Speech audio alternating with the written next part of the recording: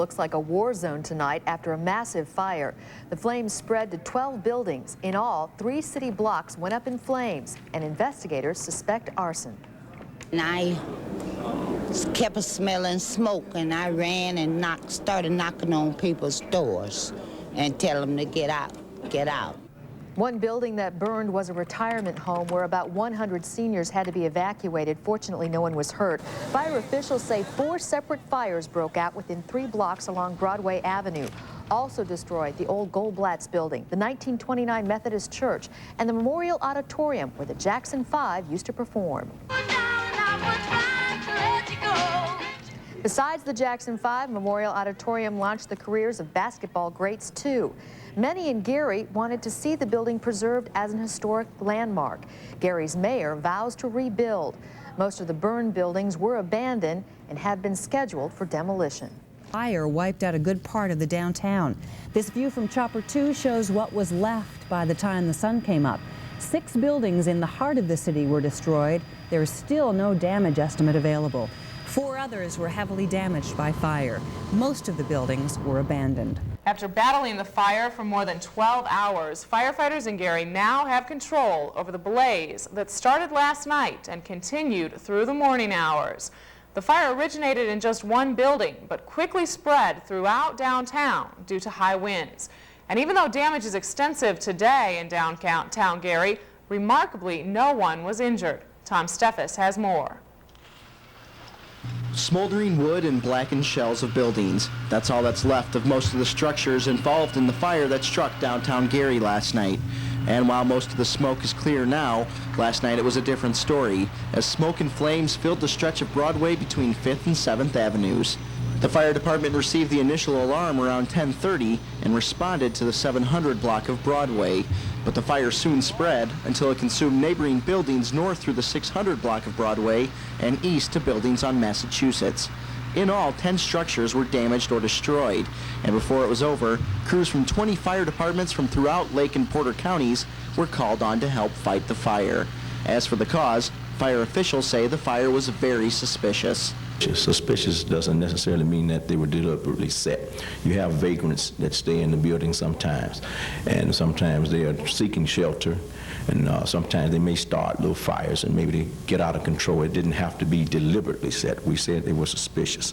So it could have been a vagrant and trying to keep warm, and we got out of control. It could have been, we still investigate. And while the investigation continues, city crews will continue to make sure the fires are out and the damaged areas are safely destroyed.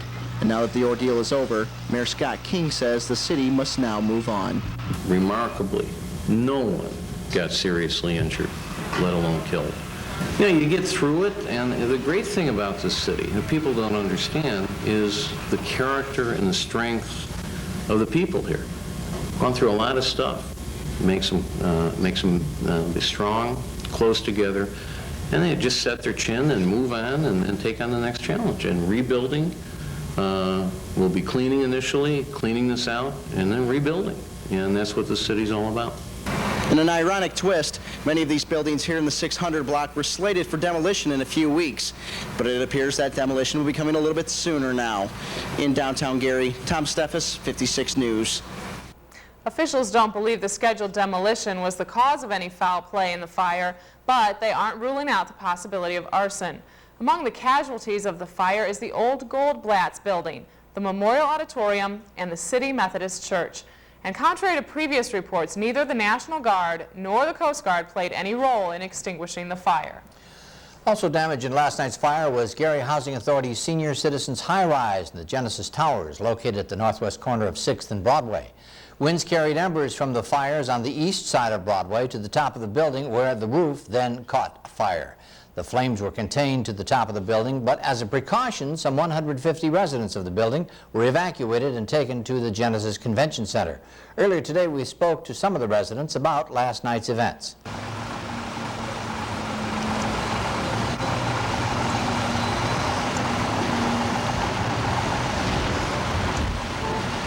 Well, they knocked on my door and told me it was fire. So I had to put on clothes and come out, and I come on down there, and they had a bus sitting out there to take me to Genesis Center. They'd walk step by step in these stairs. And they evacuated us just in time to get out of the building. All hell broke loose. Were you scared?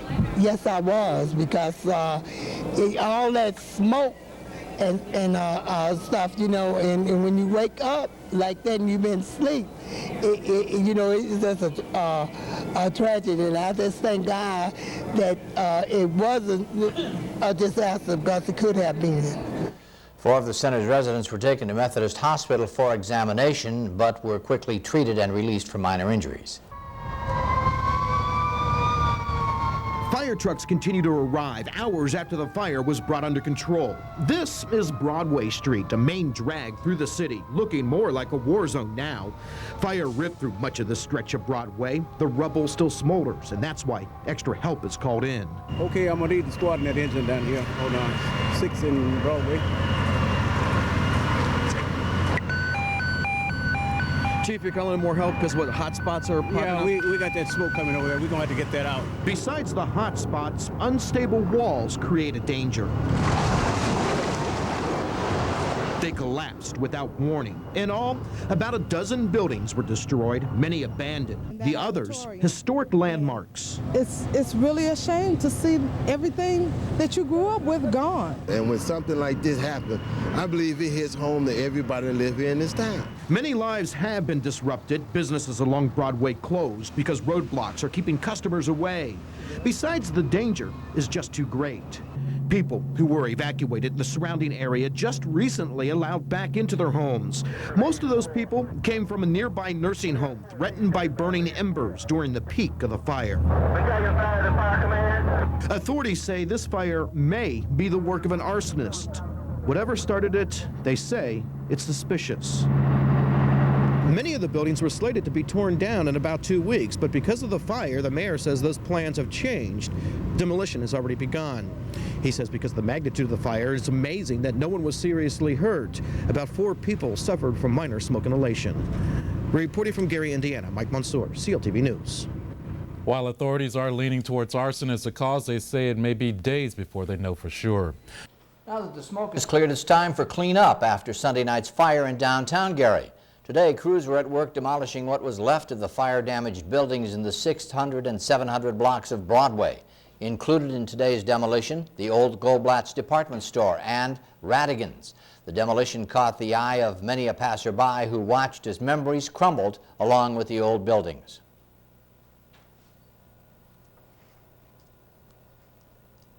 Bus on walk these streets every day, and I just can't believe this.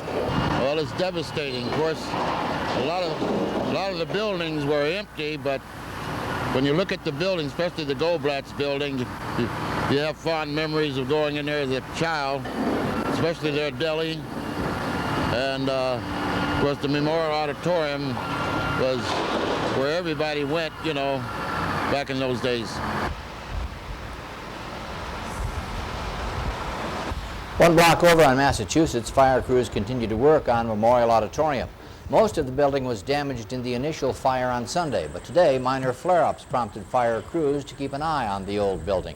Currently, there is no word as yet as to whether or if demolition will proceed on the heavily damaged structure.